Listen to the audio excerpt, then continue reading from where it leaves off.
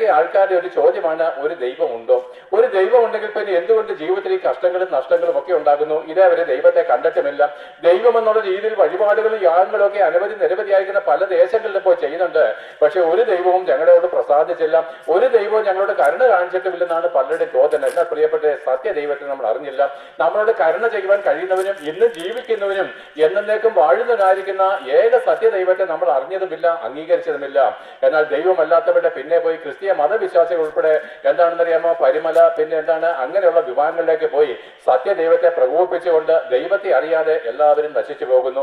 ഭൂമിയിൽ ജീവിച്ചിരിക്കുമ്പോൾ എന്നും ദുഃഖം, പ്രിയപ്പെട്ട മരണത്തിന്റെ മുമ്പിലേക്ക് ചെല്ലുമ്പോഴും മരണഭയം, മരിച്ചതിന് ശേഷമോ അസാധാരണമായിരിക്കുന്ന അല്ലെങ്കിൽ മരണസമയം കഠിനമായിരിക്കുന്ന മരണഭീതി കൊണ്ട്, കഠിനമായിരിക്കുന്ന വേദത്തെ കൊണ്ട് നിലവിളിയോടുകൂടി ആരും ആശ്രയമില്ലാതെ, ആരും ആശ്വസിപ്പാൻ ഒരു വാക്ക് പോലും ചാരത്തില്ലാതെ പ്രിയപ്പെട്ട നിസ്സഹായാവസ്ഥയിൽ മരണത്തിന് കീഴടങ്ങി പോവുകയാണ്. ഇത്രയേ ഉള്ളൂ പ്രിയപ്പെട്ടവരെ. നമ്മള്